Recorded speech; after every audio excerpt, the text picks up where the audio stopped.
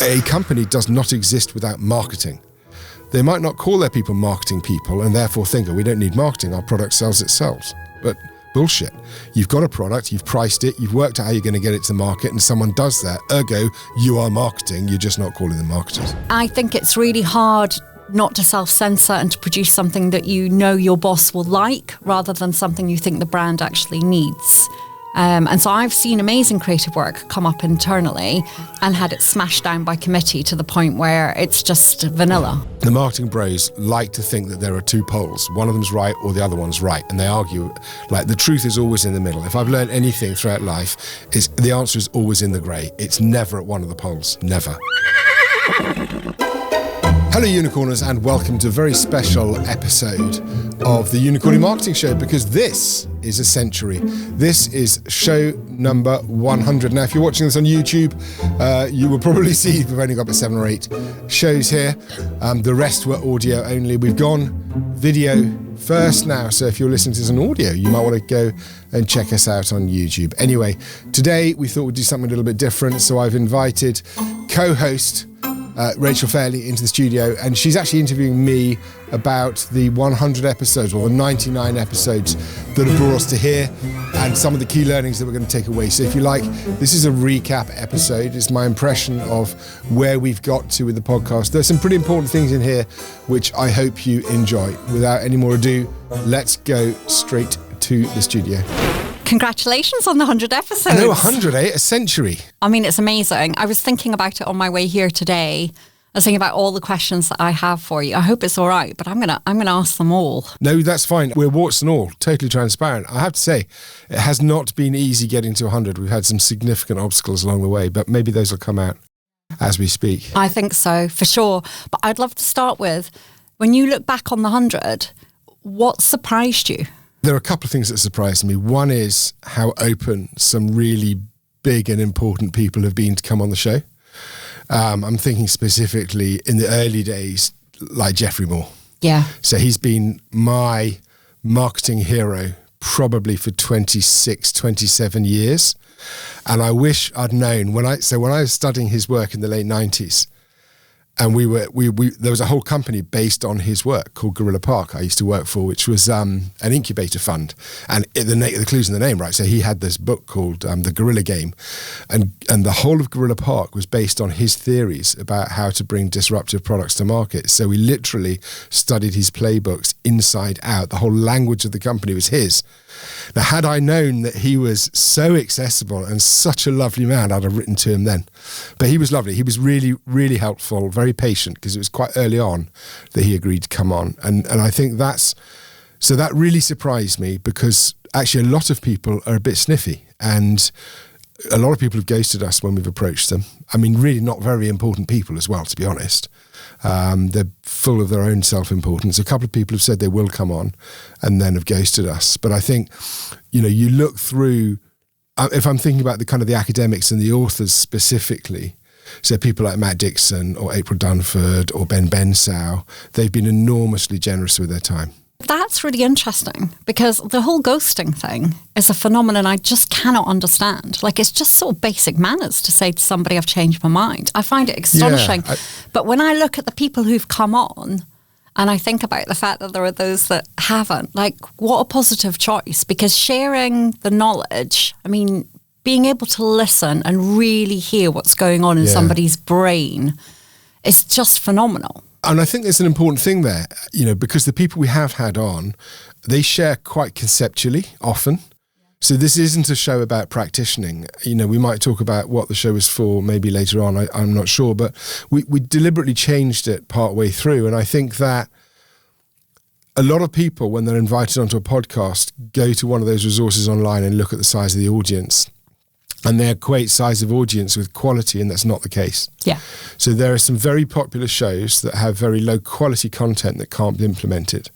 And one of the things I've loved about this show, we have a decent enough audience, but we're niche. We're deliberately niche, because we discuss things that are conceptual or strategic or about leadership.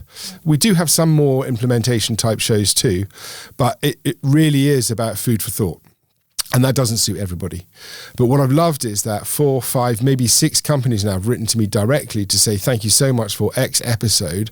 I played that to my executive team, and we have now changed the language we use in our organization to try and help marketing become more effective. And I've got 5 or 6 of those really big companies who've taken Unicorny concepts to their heart. And I love that. I absolutely love it. Oh God, I really love that. Yeah. But there's such a disconnect, I think, between the topics, the ideas, the kind of concepts, the things that need chewing over and agreeing before you can even get into the tactics. Yeah, massively. So this is really instilling a conversation at a very senior level about what is right and what is the best approach before anyone lifts a finger and does anything. Yes, absolutely. Because I think partly many companies tactically are not weak, right?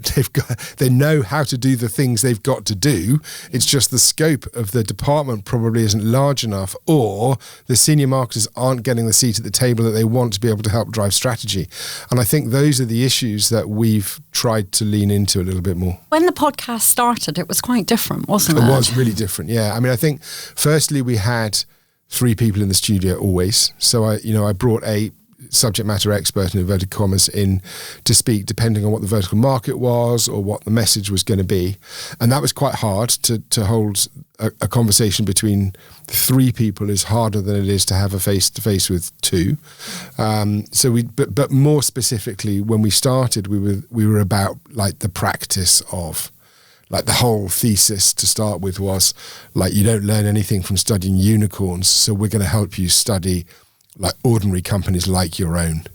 But I realized pretty quickly that like tactically many companies don't have a problem because they've got their tools, they know how to use them, they really, really know what they're doing. If you look at the other big marketing podcasts out there, there are some that focus on like specifics around practitioning. Nudge is a really good podcast, but it talks about behavioral economics specifically. And a lot of people don't really know much about that, and they can use the, Phil's takeouts from Nudge to help them day to day. Then you've got something like Uncensored CMO, which is another really good podcast. Those 2 are the market leaders, if you like. But that's much more about the stories of the individuals who come on to the show. And it's about, it's advertising led, unsurprisingly, because that's where the history of the people come from. But it's a very different type of show. Both of those play probably to a slightly larger audience than we would ever seek to, because we're much more about issues that a lot of people don't care about, like the senior people do. Interestingly, what I'm finding, and this is a real surprise, by the way, we've got a lot of very senior listeners, and we have quite a big cohort now of kind of students and juniors, because they're being taught strategy at university, and then they start work, and it's like, why did I learn all that stuff? Doesn't make any sense. And coming onto Unicorny, they can hear people talking about the things they studied. That's the shocker though, isn't it? Is that you study and then you go into work and it's all tactics, not strategy, even though you've just spent years learning the strategy and how to think about marketing. Yeah. And then when you get to a really senior level, it stops being about tactics and becomes more about your ability to influence and be strategic and engage your peers in agreeing what is going to make the biggest difference for the business, add the most value. And in between there, it's sort of very tactical. I think there's like 2 shockers in your career if you're a marketer, really. I would agree. I think the interesting thing also about the strategy models that you learn when you're at university, or if you're studying for an MBA or something like that, is you don't get to use them. Actually, if you're an MBA and you're going into something other than marketing, like into a strategy department, you might, but you won't touch them for 10 or 15 years or 20 years. And then later in your career, when you need them, there's kind of other noise out there. One of the biggest revelations I've had, actually, because this has been a really good path of education for me too. So when we started the company I'm in now, I came back into the sector from outside it. I've been doing marketing all the way through, but effectively I was in-house, if you like. I was an untitled marketer. I was MD of an e-commerce company. Marketing was at our core. But coming back into the sector, I've been really surprised, and it's by the emergence of kind of the marketing bros. They are almost exclusively male. This sort of online bullying, you do it our way or you haven't got a clue type. And that's just like, I think they have some interesting ideas, but that's not the lived experience of most people that I speak to in this studio. There's a gap there partly because actually the marketing bros will seek to discount all of the old models. they say, oh, they're not relevant anymore, you know. And I've had literally people say to me, for example, Michael Porter is like, oh, we live in a post-Porter world. Michael Porter doesn't count anymore. It's like bullshit. That's just bullshit. Just because you don't know the model, don't tell me it's crap. But I think that's part of the issue, is that in order to make a name for yourself or to make a name for your agency, you have to come up with a model or a way of thinking that you can almost, I mean, there's a group of people I've worked with over the years where we just go, TM, you know, just trademark it, right? It's about sort of eliminating things and replacing them with what you want to. But the problem is it's really aggressive. Like I have times on LinkedIn where I actually just feel like I've been smacked in the face by some of the posts because it's so you're wrong, I'm right. And I am no wonder people suffer from imposter syndrome, because it feels like you're on quicksand and that if you don't agree, you're not part of the cohort. I think you dealt with this really well in your episode with Sarah, Rob. Yeah, we had a good chew over that, didn't we? Yeah, so partly it's fueling imposter syndrome. It's the I know everything and you don't because I just invented it type thing. But I think agencies are really guilty of this. And I was doing it in the 90s, you know, and literally in the 90s it was our strategy. Like, we're undifferentiated. How the hell are we going to stand out? Well, let's invent a process and sell that. No one can copy exactly what we've done. Now, as it happens, we happened to invent quite a good process back then, and it worked really well. It was just back to front thinking. You know, we said, right, what do you want to do? And we'll go all the way back and say, you work backwards. Yeah. And that was at a time when our competitors were inventing processes too, but they were more about a process going forward, not a process going backwards, if you like. These are tiny differences. We invented a process and we pretended that only we could do what we did. So we were just as guilty. But 25 years later, almost 30 years later, people are still doing it. It's barking. Yeah, it is. It's totally barking. What has stuck with you? That's a great question. I mean, there's a lot, actually. I think one that's really... there's some recency bias going on for me here, but I think as we've gone on, as the podcast has gone on, some of the messages have crystallized. Yeah. So what started out maybe as a thought is now started to become a firm belief. And actually, it's another of your podcasts. Here we go, another of your episodes. This is why I came today, just so that you could, anyway. So Duncan Danes. Oh, yeah, magician. So before he came on, I was starting to talk to people, and we were starting to get the understanding that marketing is too big to be left just to the marketing department, largely, well, for a number of reasons, because the perception of the rest of the business of marketing has been shaped by what marketing is now, not what marketing should be, and marketing in terms of the department. Because if job titles get in the way, just choose them, because they're an artificial construct. So there's a number of things that all add up. And so to hear Duncan talking about the fact that he doesn't even have marketing in his job title anymore. Now, we've been calling them untitled marketers up to that point because, I still don't have a good name for them. They're very different than shadow marketers. It's a very different thing. Shadow marketers do their own shit in spite of marketing, whereas untitled marketers are part of that go-to-market process and they're on script. That's really stuck with me. And in fact, we've got another episode that at the time of this recording hasn't aired. I think it's going to be episode 97, where the title is Marketing a Business is Everyone's Business. Yes. So it takes that theme on and says, actually, the marketing department is there to try and coalesce, to try and work with strategy, to make sure the allocation of resource is efficient and effective. But it's everyone's job to help take a company to market. I realised, looking back on my career, that one of the reasons that I wanted to be a brand person is because brand works across a whole organisation and a marketing doesn't. Well, it doesn't. But it should. So you just mentioned actually one of the other revelations to me, maybe not to the audience, you probably knew this already, but it was a revelation. It was a revelation to me. And I did say this has been about education for me and obviously growing an amazing community, is that brand should sit outside of marketing. It's a different thing. And I think so in my upbringing, if you like, professionally and throughout my life, partly because maybe the 12 to 15 years I spent out of agency land was probably longer than that, where I was effectively running my own company, like the company, the strategy, the brand, the marketing, they were all the same thing because I was the person responsible for all of them. So my experience in enterprise is small. And so that's one of the fabulous learnings, bringing people like yourself in who have an understanding that brand needs to sit separately than marketing. It can't be something that the marketing department looks after.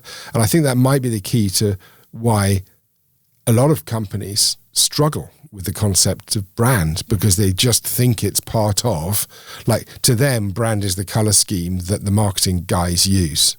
Yeah, in the same way that marketing's just about your ads and your promotion. Yeah, totally. Yeah. I think that's part of the issue, though, is if I was a CEO, I would want the levers of the business strategy and the brand strategy to report straight to me, because that's everything I have, basically, to move the business forward. And the two of them, I mean, they're not mutually exclusive, exactly. There's overlap, they're like there? half and half of the same piece.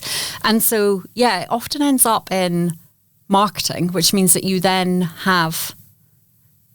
can have some difficulty with HR in getting the people experience to actually, because you have to get the experience for the people who work there to be what it needs to be to deliver the desired experience for the customers. You put it in marketing, you have a problem with HR, right? You put it with the CEO's office, and then marketing gets a bit snooty about it. But you need really strong CEOs who go, these are my levers. This is what I need in order to be able to do the job, because brand has to execute through the experience, through the products, through the marketing, through how you hire people, how you reward them, the experience they have. So it's much bigger. Yeah, I'm interested that stuck with you. But it sounds like a lot of the conversations have been quite persuasive. So do you look back on any where you're like, I definitely do not agree with that still? Well, there's definitely... There are a few, it's not necessarily a whole interview, but a few themes that I don't agree with. There was one actually that never aired. It was a good interview, but the person we interviewed left the company, and the company wouldn't allow us to air it. And of course, we always rely on sign-off. But in that interview, and it was echoed a few times, the concept of marketing as a profit center arrived. And so the marketing as a profit center and more with less. They came out about the same time. They're a feature of a downturn. And the problem when you talk to someone like me, who is, self-taught, but a theorist and conceptual, is that profit center has a very different set of implications. Like when someone says, for every $1 I spend on marketing, I know I get $3.40 back in revenue, that doesn't mean it's a profit center. It's a different thing. And my concern, and I still disagree with that, I will never agree with that, and the whole concept of ROI as well. ROI is a measurement of marketing effectiveness or marketing efficiency. Maybe we can come on to that later. I think the profit center thing is really important, though, because if you start to believe that marketing is a profit center and you don't accept that it's a necessary overhead, it's a necessary investment for the company, that starts to affect the decisions that you make. So you're instinctively going to have to get immediately shorter term, because you're constantly chasing a return that you can measure.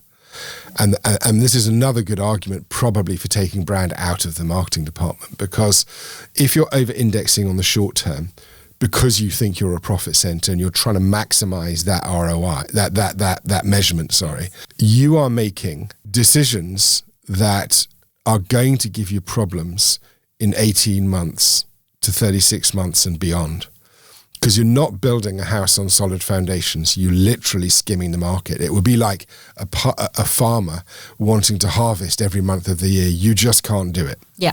It even goes deeper than that. I saw in one of the B2B marketing, one of the metrics that they measure is what percentage of revenue is marketing responsible for. Oh, I hate that. I hate last touch attribution. I just can't stand either. That's called sales, right? That is called sales. I'm not denying, of course, that marketing plays a really big part in helping sales cross the line. Marketing is a multiplier. We know that. That's one of the other learnings that's come out of the podcast. It makes it easier for sales to do their job. But to try and, as you say, do that kind of last click or last mile attribution to justify the existence of marketing, that's like trying to justify oxygen exists. A company does not exist without marketing. They might not call their people marketing people and therefore think, we don't need marketing, our product sells itself. But Bullshit. You've got a product, you've priced it, you've worked out how you're going to get it to market, and someone does that. Ergo, you are marketing. You're just not calling them marketers. Yeah, the other dynamic, of course, is that marketing brings in people to work for the business, because you don't join companies where you don't like how they come across. And that is marketing. It doesn't matter what recruitment ads you run. Like, that's not what most people see. They see the brand, right? Yeah, absolutely, because, if they're smart, they're thinking, well, they're making a decision. And there's lots of many decisions, but one of them is, who do I want on my CV? Because other people will rate it. Well, exactly. I know. Talk to me about the ROI. So ROI is an arbitrary financial metric that we've borrowed to try and make sense of what we do. ROI is a measurement of efficiency, not effectiveness. Yeah. And ROI is generally used for tangible assets. I buy a building. I know what the cost of that building is. It has a tangible worth, and I will let that building out. And my ROI is all of my what I spend on it minus all and what's left at the end, and I get that. And then I can measure my ROI as a percentage of my total expenditure. But it's very easy to do that with something like a fixed asset, because your timelines are defined. Your rent is for a period of 1 month. A lease on a car is for a period of a number of days or a number of weeks. You know what your return on that asset is. And equally, if you're a private equity company and you're investing over a 5-year cycle, you're measuring your ROI over a defined cycle. How do you define that cycle for marketing? How do you know when the impact from the work you're doing starts and stops? The only way to do it, I can imagine, is that you do it based on the sales cycle, which, as people like Duncan Danes explain to us, can be 10 years.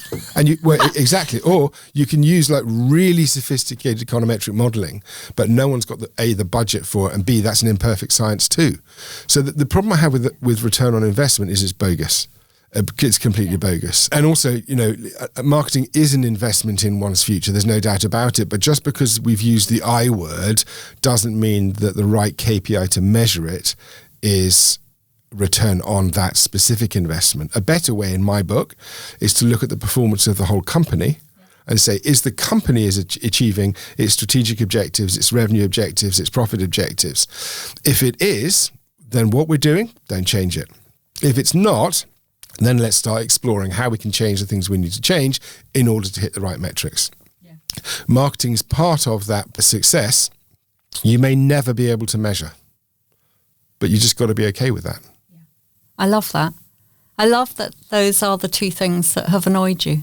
I get really bent out of shape about it. I don't know quite why, because it's quite a nerdy thing to get bent out of shape over.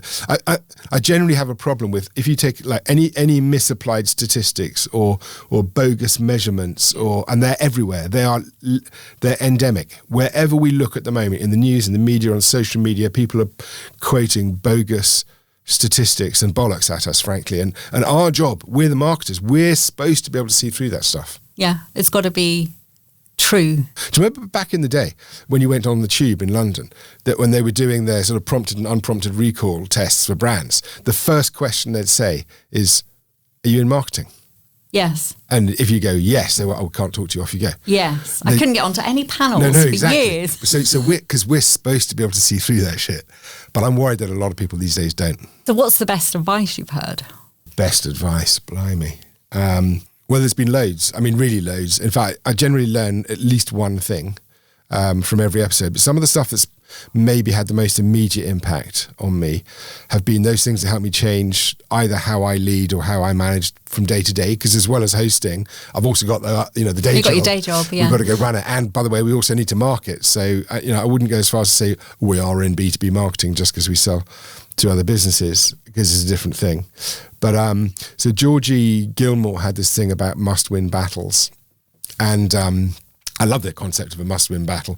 It sort of plays to the Sun Tzu in me, and all that military training I had. Don't try and focus on winning the war. Focus on winning the battle, and identify which ones you absolutely must win. So after that episode, I went out with a blank piece of paper and I looked at all of the things that were on my kind of agenda and in my to-do list. And we run little sort of Kanban boards, and it's just always full of stuff.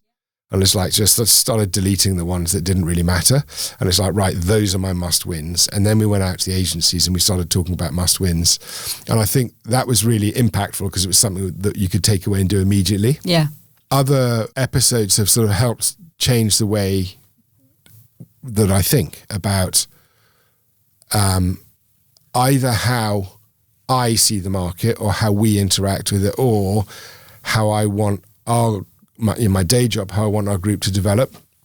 And I've mentioned a couple of them already. That whole brand thing I think was really important, and understanding that brand strategy sits outside of marketing and the marketing department as it's perceived today.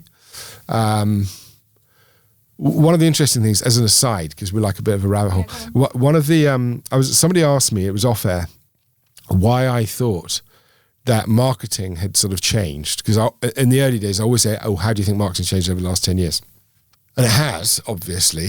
So I did a bit of background research, and Statista is always brilliant for this. But, marketing in 2011, marketing employed something like, I'm going to get the numbers wrong, someone can correct me, but let's say 130,000 people in the UK. These days, there's 110,000 more employed. And the difference between 2011, it may even be 300,000 I've seen now. It's an enormous growth. The difference between then and now is then we couldn't do stuff ourselves. Yeah. So, if you think, I wrote 87 letters, interestingly, after the military to try and get onto a brand program with, as a junior brand manager or trainee brand manager. Ended up joining agency because I couldn't get a job in them, but you joined as a trainee or an assistant brand manager, and you were steeped in strategy from day one. And when you wanted to get the stuff implemented, you typically went to an agency to get that done. And we probably all did slightly less because there weren't so many, communication channels. And we probably spent more and we concentrated our resources a little bit more. Then since 2011, of course, that whole digital revolution happened, and suddenly everyone can do stuff. We can self-publish, build our own websites, make our own videos, make our own podcasts. We can do all this stuff. And so the economics then change. You can't have an agency doing all of that stuff. You'd very quickly bust your budget and everyone else's too. So you start building an in-house department to do the stuff. And then you're still doing all the other stuff, by the way, all the strategic stuff, the CMOs doing all of that. But what the rest of the business sees is there's a headcount and their output is comms. That's what they see. And so we've then trained the rest of the business to believe that that's what marketing is. I genuinely believe if you go back to 2010 and ask what is marketing, get a different answer. Very different answer, yeah. So that I can't even remember what the original question was, but I think that change in marketing it informs how we think. So now I look across our agencies and I see in some of them we're still doing production stuff. This is about learning. It's about telling. About what impressed you, but also what you've actioned. Well, so I'm actively in conversation with a few clients to say, how do we not do this kind of work for you?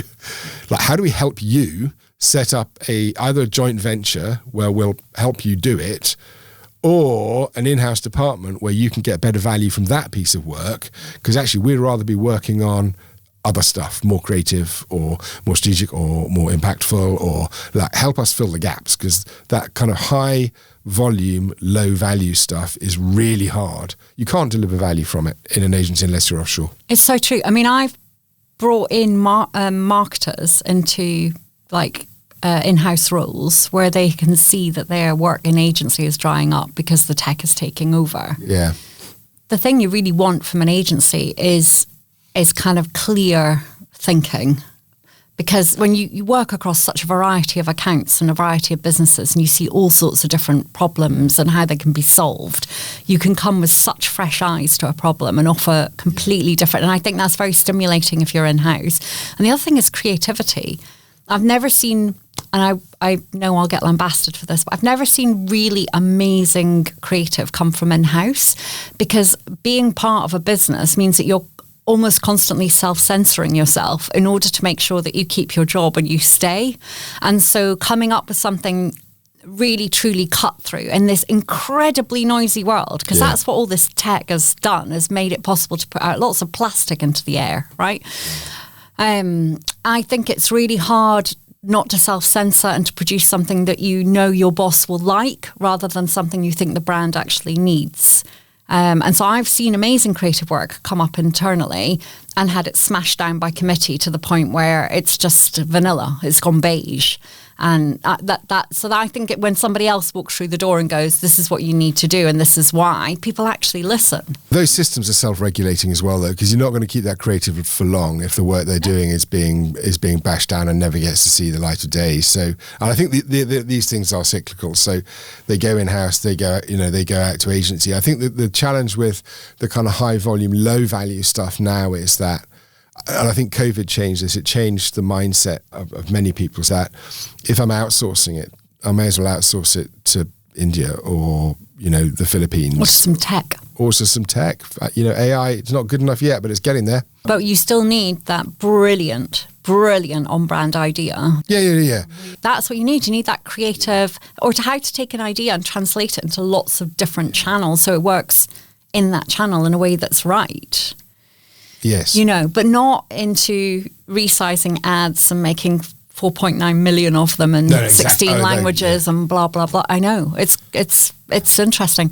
Okay. So, I'm loving the fact that you actually walk out of these podcasts and then adjust your day job. Do people in your company worry about who you're going to interview next? Yes, they do. Well, look, the other thing is I'm a prolific reader. And so, and I think they worry that I've read every time I read a book, I come back with a different idea a little bit. But that's my job. Yes, that is your job. As an entrepreneur, my job is to constantly question things.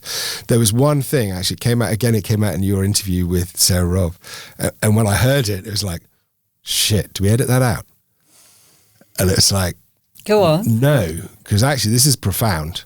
So I had to go away and research it. But at the first time I heard it was in your interview. So so I've always believed in agencies being specialist. And it's the thesis of the business that I co-founded in 2018, is we're going to build a network of specialists. But the first time I heard something was from you, and I went out and researched it. The nature or how people regard specialism has changed. And I hadn't noticed it. I think it may be a COVID thing. It may be COVID plus technology, plus everything out by Zoom and all those other things that are going on. But so back in the day, specialist de facto almost meant vertical market. Yeah. Almost de facto. There are kind of production specialists and this kind of stuff, but you can sort of do a bit of it. You could do a bit of everything. And some people would say, specialism is we're full service, which, okay, fine, whatever. You said that one of the biggest things you rated from agency people was they could bring expertise from outside a sector to help you understand what other people are doing. And I heard that and thought, shit, well, how are you going to do that if you've got a whole business based on vertical market specialization? Which is why I went away and researched it. And I took that straight to our board and said, look, I heard this thing and I've been researching it. I think the nature of specialism in the minds of our market is changing. And there are a few other things that have been going on at the same time. So it would then be easy to think, well, what people want is they want specialists in social media or advertising or this or that. So I think where I got to in this research, and this is we're implementing this right now, not trade secret, is people want specialists in outcomes. I need to do the following thing. How have other people done that? It could be enter a new market. It could grow market share. It could be divest a product. It could be, there are a number of outcomes. And so what we're talking about is productization. And loads of agencies are looking at how do I take that process, that bunch of assets, that bunch of things that we know how to do really well and productize it so that we can scale better, but also demonstrate extreme specialism to our clients. I think that's beautiful. Started there though. Sorry for being so provocative, but that is the nature of the podcast, isn't it? It's the power of the podcast, yeah, too. And you've got to you have to question all the time. And I do get lovely emails from people about the podcast saying, "Look, you made me really question what I'm doing," and that's why I think we should never be worried about being really challenging about some fairly fundamental beliefs people have. We talked earlier about ROI or profit centers. There will be people who who thought, "God, you're a dick. You don't understand my environment," but question it. find an alternative. That's what we're supposed to be for, I think. You can go away and have just as provocative a conversation with the people in your business. So, for example, if HR won't let you get access to the employee base to find out what it is that the employees think makes the business tick and makes it special, then go and have that discussion. Like, don't walk away from it. If the finance leader wants to do ROI and you don't want to do it, go and have a conversation about what other metrics would be meaningful to the business. There's this sort of false, like, marketing's got to fix the way it speaks so that it speaks in the right way. Do you know what? It sounds like the kind of advice that women get all the time. Really? Like, you need to adapt because this is the situation. Really? You're like, well, hang on a minute. If they bring their brain to the table and I bring mine, surely between us we'll come up with something that's brilliant. But no, it's all about marketing's got to adapt because it doesn't understand how to speak to finance or to the boardroom, which I just think is nonsense. And then the same nonsense is that finance doesn't know how to speak to marketing. That reared its head in a few podcasts about how marketing, like don't say brand in the boardroom. Because if you say brand, they'll think you're mad. No, they won't. No, they won't. So you've got to say reputation instead. It's like, That's hang on different. a sec, that's a totally different thing. Totally different. Reputation and brand, totally different things. Yeah. So, but I think this is one of the problems that we have with platforms like LinkedIn. Like, everyone and anyone's got a voice. Doesn't mean it's the right voice. And people have to be very careful what they listen to. So one of the reasons also why we try to present on the show opposing views. So we had Dale Harrison, who said demand generation's a myth, doesn't exist. You can't create demand. It's physically impossible. So then we have to bring in a counter argument, a full-time demand generation person, say, actually you can, and this is how you do it. And then we allow people to make their own choice of whether they believe or not. And actually, it's never one or the other. No. This is That's what I love. Is this the other thing about marketing. Grayscale. This is the marketing bros. The marketing bros like to think that there are two poles. One of them's right or the other one's right. And they argue, like, the truth is always in the middle. If I've learned anything throughout life, the answer is always in the grey. It's never at one of the poles. Never. Yeah. And it's all about what aspect of that is going to work for you. Yeah. I mean, I love the fact that you're thinking more about the outcomes because I in terms of what you offer, because the business problems are never about the tactics. They're always about how to solve essentially a market impact problem, right? Yes. You want to have more impact. You want to have more customers, happier customers, buying more, better margins, etc.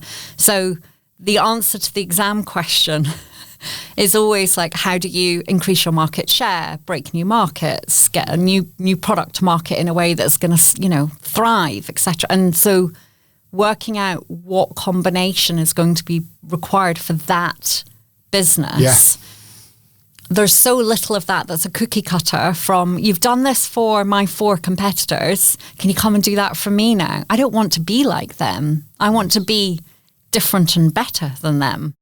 I actually, being a magpie and stealing from other industries, it's so amazing when you work with agencies that can offer you that can say, okay, well, you could do it like this, you could try it like this, or this has worked. And I think that's really exciting. But also, if you're the employee, it's really dissatisfying outsourcing or getting tech to do all your job for you. I mean, what are you, a glorified project manager? You can do 10, 20 years of marketing and feel like you started learning strategy.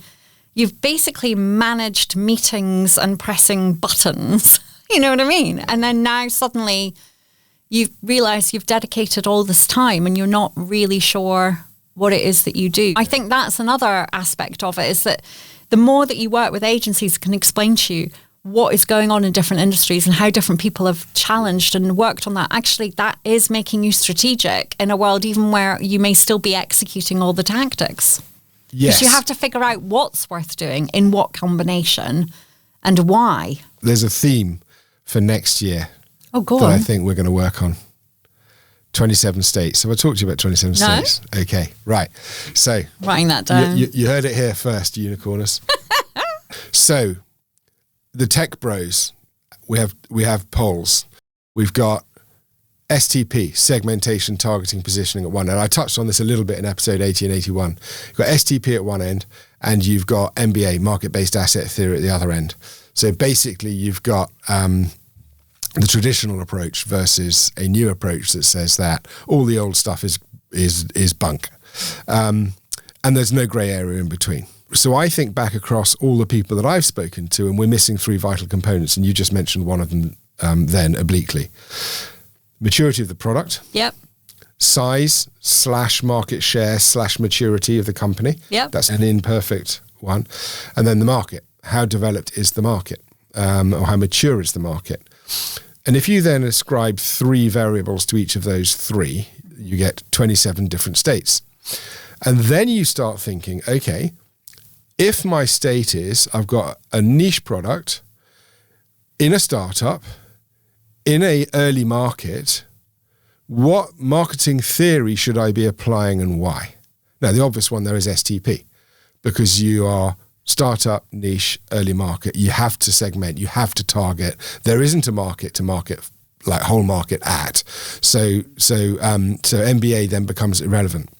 If you then map out all of those 27 different states and you look at why a company might adopt a particular marketing theory or a blend between them, and then you start looking at what strategy they might then seek to implement or achieve objectives, achieve objectives in order to fulfill strategy, then you start to get, if you like, a bit of a playbook. So I was talking about this to Graham Wiley, who was on a few episodes ago, and I said, and what I've done is I've gone out and I've found 27 companies, business marketing companies, UK-based, who fit every single state. And I'm going to go and try and interview the people that did the marketing to talk to them about their experience, to validate, is this theory that we've developed right or wrong? And he went, you've built bias into your model before you've even started. And I said, well, how do you know? He said, well, it's a bit like, the data science guys, they always said, here's a picture of a Spitfire and with all the holes in it.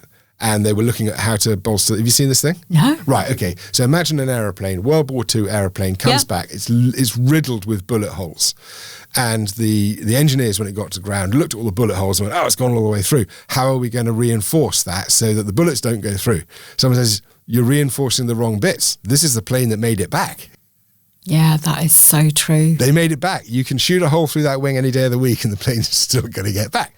So I've done the same thing. I was only looking at successful companies. So I've gone out and I've sourced 27 companies who applied, as far as I can see, and I'm validating at the moment, exactly the right theory, in the right way, doing the right thing, but the company still failed. And next year, Rachel, I want us to dig into 27 states and interview the people that were involved in the actual implementation of it. I think it'd be really cool. Oh, I'd love that. Oh, that's brilliant. So that then gives effectively a playbook of 27 different circumstances and what you might want to think about. And there's another layer that one can overlay over that, but I'm not going to talk about it yet because I only just met the person who said, Eureka! And I think there's 2 models we can mix here. So in 25, we're going to come out with some significant work that will be really helpful to people in their day jobs. Oh, that's brilliant, because it's all about what strategy you need for the situation. You were talking about it earlier. You said, I want to know what people are doing in other markets. In that situation, right? Yeah. But in that, so if you are in, if you're in high technology, when you were at HPE, right? Yeah. You're not going to look at what's happening necessarily in financial services or pharmaceutical. They're slower moving. The regulation's different. The environment is very, very different. You want to look at other markets that are probably like more similar.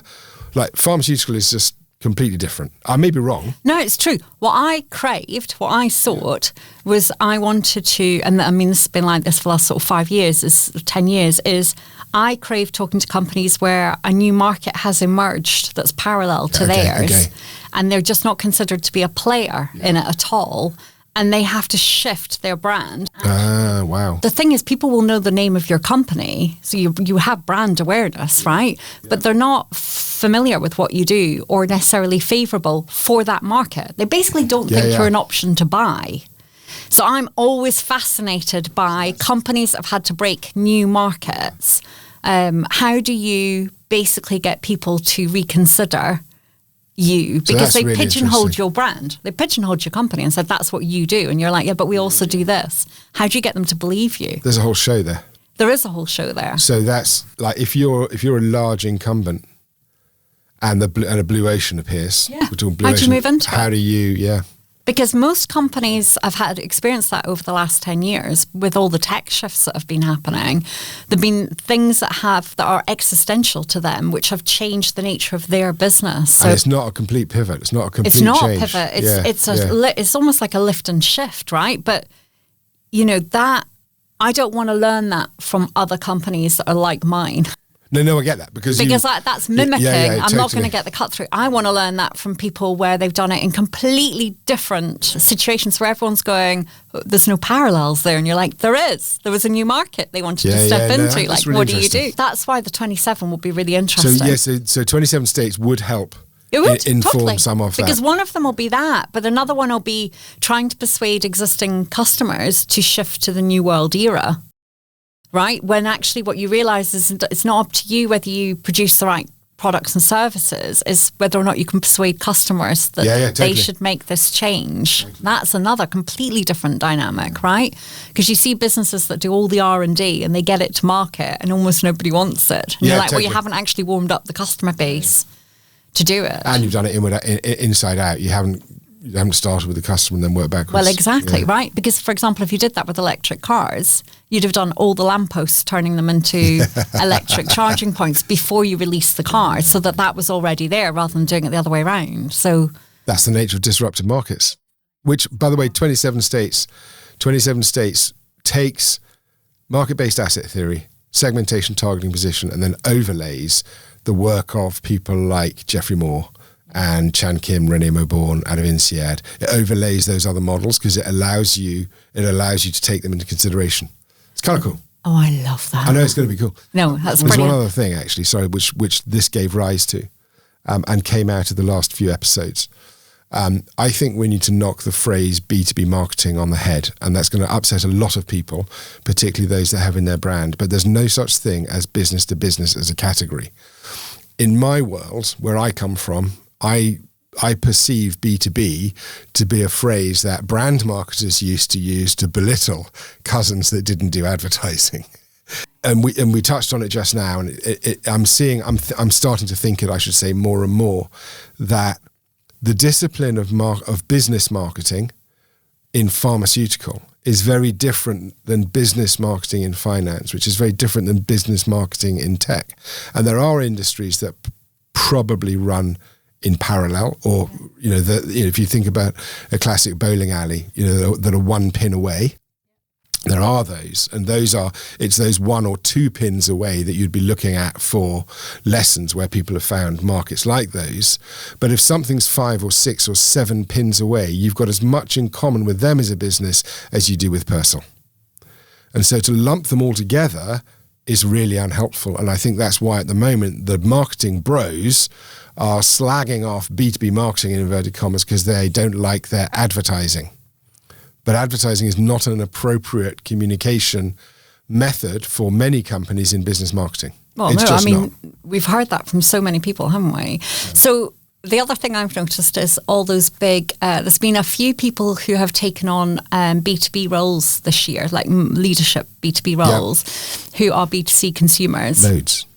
Loads. Right. Some quite big B2B ones. marketers, and so it's been all about how the B2Cs are going into B2B and they've realised it's really complicated. And I tear my hair out because most businesses, even if you're B2C, are you direct? Are you through resellers? Honestly, like... There's no such thing as B2C. It doesn't exist. None of this exists. No. It's just marketing. Totally.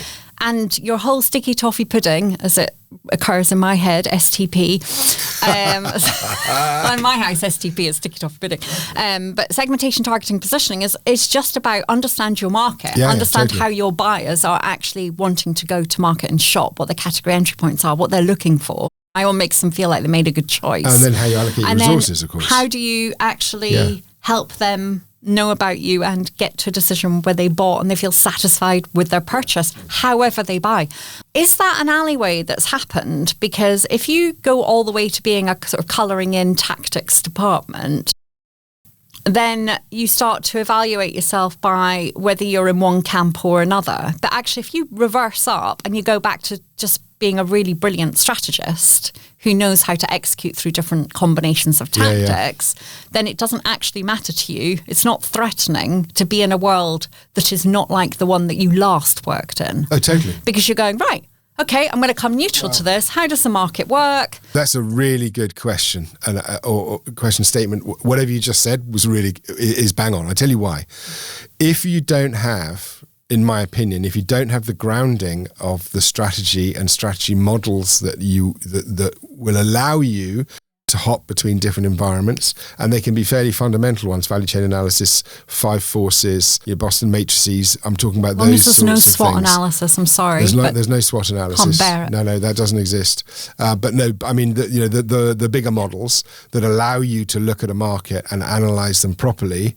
If you don't have a background or a foundation in that, and you have just a playbook that you can implement and you know how to follow, then you might find it harder swapping into different lanes.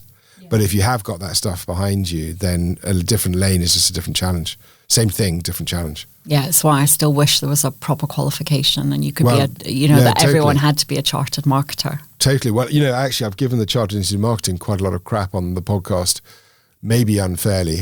In my this month when I paid my membership, they gave me an opportunity to have a discounted course, and I'm going to take it because I've had a look at the syllabus. It looks pretty good actually, and it's like £300. To be fair to them, I think a lot of what I've been asking for exists. I just don't know about it.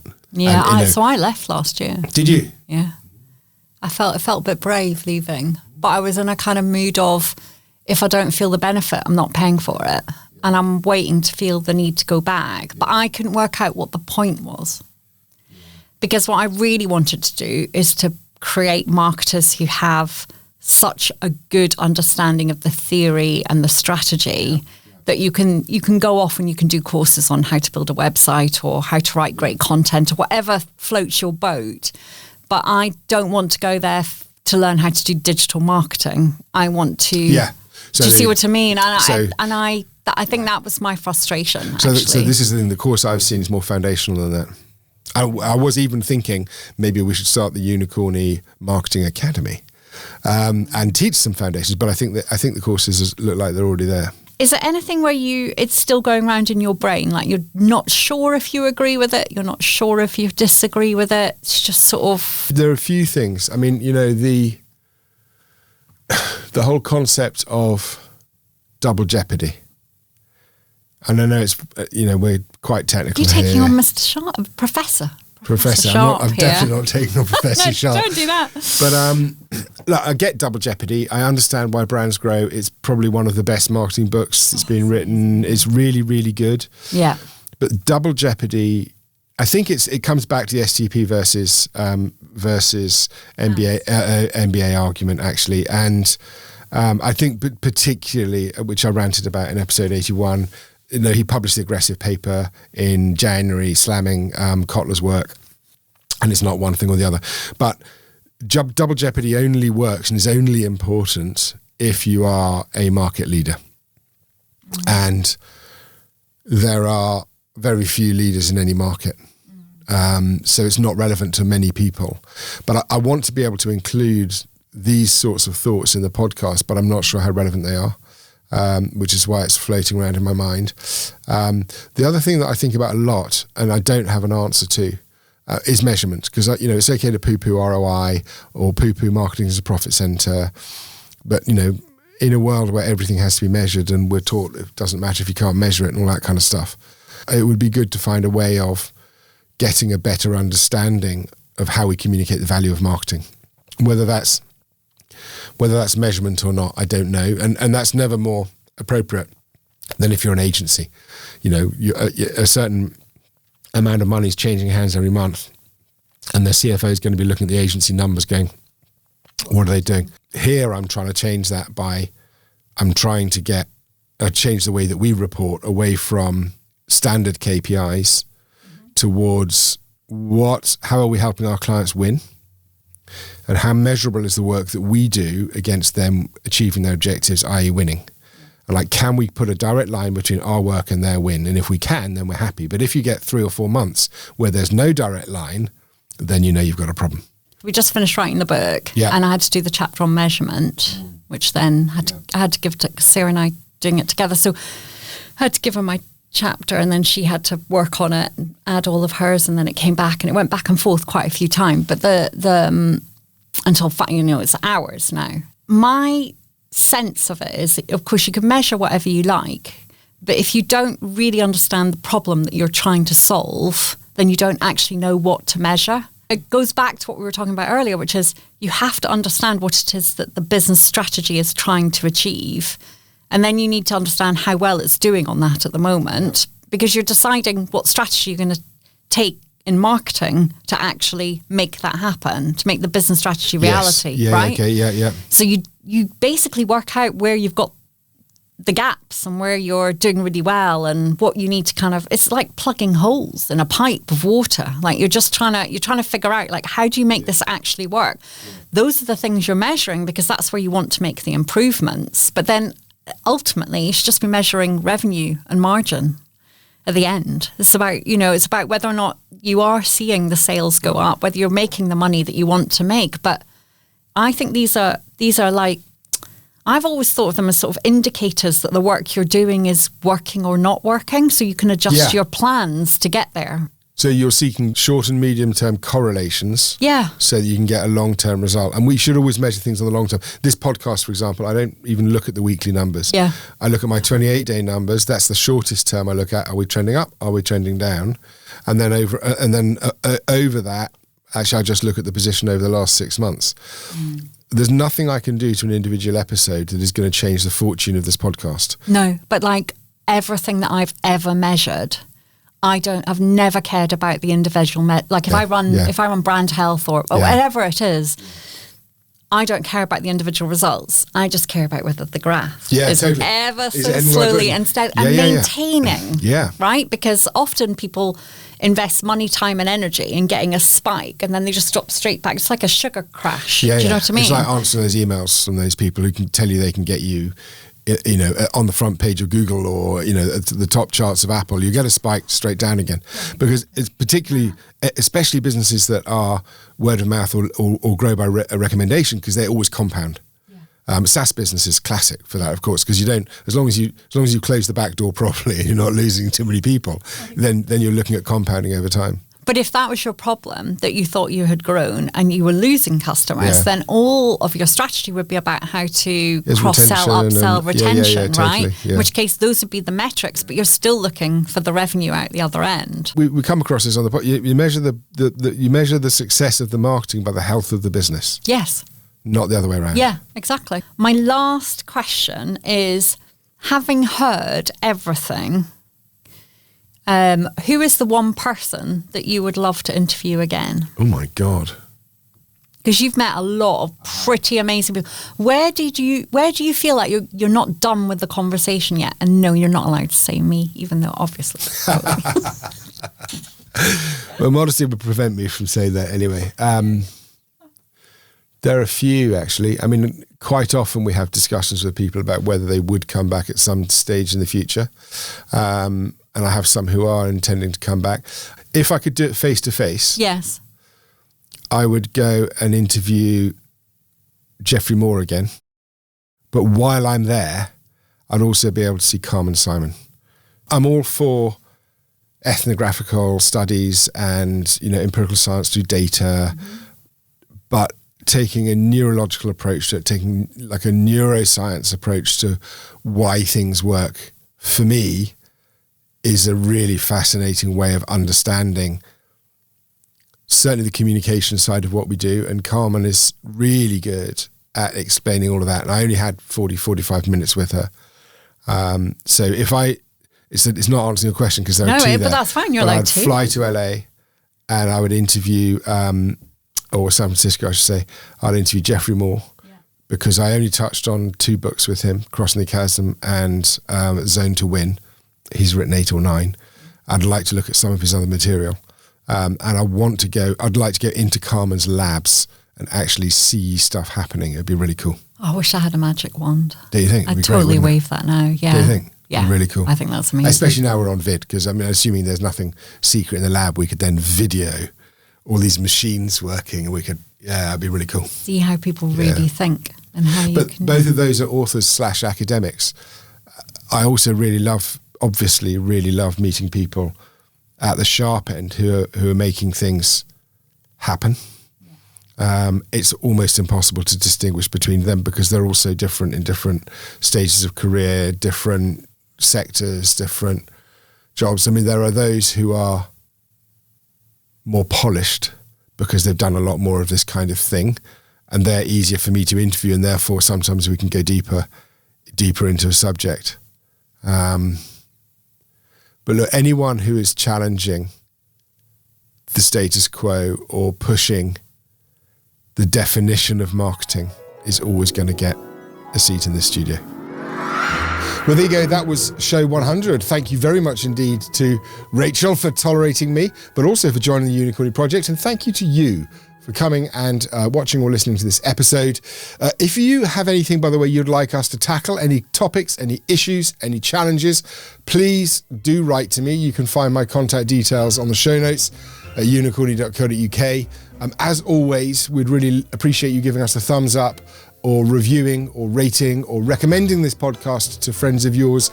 We are growing. I'm delighted to tell you we're growing quite quickly, but we could always do with new blood. So thank you very much indeed for your attention, and I will see you next week.